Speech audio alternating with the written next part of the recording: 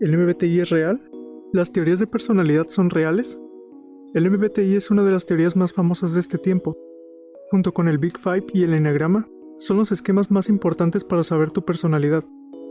En este video veremos distintos puntos para saber si el MBTI es real o no, desde la introducción a qué es una teoría de la personalidad, hasta ver posibles formas de corregir sus errores.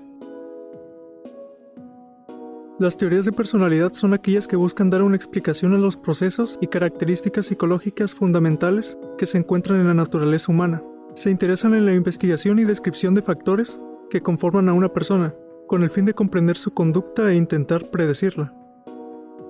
Las teorías de la personalidad tratan de predecir el comportamiento futuro de las personas basándose en factores específicos, tales como en el MBTI la extroversión o introversión, la intuición o la sensación, el juicio o la percepción, o el pensamiento o sentimiento. Han habido diferentes estudios alrededor de las 16 personalidades. Alrededor de los años 50 habían surgido muchos movimientos por intentar describir el comportamiento del ser humano, entre ellos el MBTI, pero al pasar el tiempo trataron de verificarlos más científicamente. La teoría del Big Five sobrevivió, más adelante explicaré por qué, pero otras teorías como el MBTI no sobrevivieron. Las causas por las que, a diferencia del Eneagrama, el MBTI no sobrevivió son varias y de distintos tipos. No sacar una misma tipología dos veces. Como el MBTI trata de explicar el comportamiento de una persona, no sacar la misma personalidad si se hace el test repetidas veces es un problema. Según la opinión de expertos, no es confiable porque el tipo de persona puede cambiar de un día a otro. Se dice que no predice el comportamiento de alguien. Da información falsa, dice un investigador. Las preguntas son confusas y están mal redactadas. Hablando de las preguntas de dicotomías, en donde solo se puede elegir una de dos opciones. Todas estas opiniones se dieron por los estudios previos a la interpretación formal del MBTI. El intento por clasificar los test hizo que asignaran una medida de validación a cada candidato, midiendo la variabilidad entre lo que quiere medir el test y lo que realmente mide, resultando en esto. Está claro que los esfuerzos por detectar vínculos simplistas entre las preferencias de tipo y la eficacia administrativa han sido decepcionantes.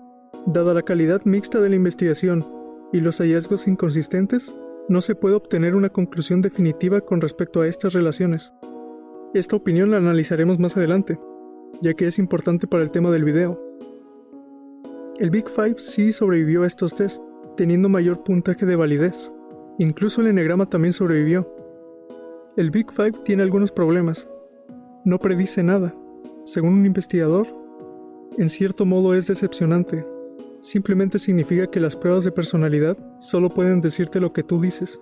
Al igual que el modelo Big Five, cualquier evaluación de la personalidad o comportamiento no puede saber cosas que no hayan respondido explícitamente en el cuestionario.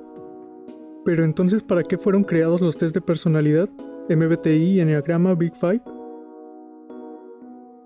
Antes de sacar conclusiones, debemos interrogarnos cómo comenzaron. Resulta complicado saber el origen exacto del Eneagrama, debido a sus reelaboraciones sucesivas, pero sí es posible trazar cómo ha sido concebido y usado por diversos autores en Occidente. Generalmente se presenta como un medio para el autoconocimiento y el desarrollo personal, aunque ha sido cuestionado por ciertas dificultades metodológicas. Desde el punto de vista de la psicología clínica, presenta confiabilidad y validez, además de cierto interés. El Eneagrama es una teoría muy compleja, y llama la atención cómo ha sobrevivido tras los muchos años haciéndole pruebas metodológicas. Con el MBTI es diferente. El MBTI se creó en 1942 y en 1944 se publicó el manual para su uso como una prueba para la selección de personal, basándose en que las tipologías de Jung proporcionan un vínculo teórico con la personalidad y el desempeño laboral. Su uso se había extendido sin validación, aunque trataron de hacerle las mismas pruebas que los demás test. Abandonaron la teoría por la vinculación que tenían entre la personalidad y el desempeño laboral, que fue para lo que Myers y Briggs lo habían diseñado. Sabemos que no funcionó, y los test de personalidad del MBTI en Internet siguen más o menos la misma dinámica para lo que lo habían diseñado. Pareciera que debemos descartar la teoría, pero no está todo perdido. El MBTI no funcionó para predecir el desempeño laboral, pero la teoría no está diseñada desde el principio en base a eso. Las teorías sirven para predecir comportamiento futuro, ya sea en física o en psicología. Nada descarta que un cambio de enfoque pueda dar lugar a predicciones interesantes. Si esto sirviera, lo más lógico sería que usarían las funciones cognitivas como modelo, que fue las que diseñó Carl Jung, pero estarían diseñadas para predecir cosas más lógicas. GPT, la inteligencia artificial de OpenAI, no fue creada para traducir textos ni para hacer resúmenes, pero por la cantidad de datos que obtuvo y su modelo inicial, predijo cómo funcionan comportamientos humanos como la redacción y la traducción. Para llegar a un GPT en teorías de la personalidad, haría falta una gran cantidad de datos, un enfoque teórico, que el MBTI más o menos ya cumple, aunque no sirvió de nada en el ámbito laboral, o aún prediciendo comportamientos en situaciones complejas, pero eso no quiere decir que no haya algo útil ahí, ya que si no se optara por predecir cosas así, aún tendríamos datos de lo que los otros tests sí cumplen, como dar más o menos las mismas variables que usa el Big Five. Tratando estos temas de forma más porcentual, podría ayudar a la teoría a predecir comportamientos más interesantes, según ciertas reglas basadas en una mejor comprensión de las funciones cognitivas. Como conclusión, a los test de personalidad hoy en día les falta ser más teóricos para abarcar mejor las situaciones futuras, basadas en probabilidad y muchos datos.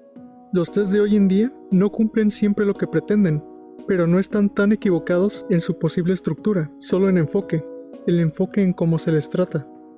Los test más reales no predicen, y los que predicen no están hechos correctamente aún, aunque el enagrama es muy bueno y promete mucho. Después hablaré de él y de si podríamos mezclar las teorías,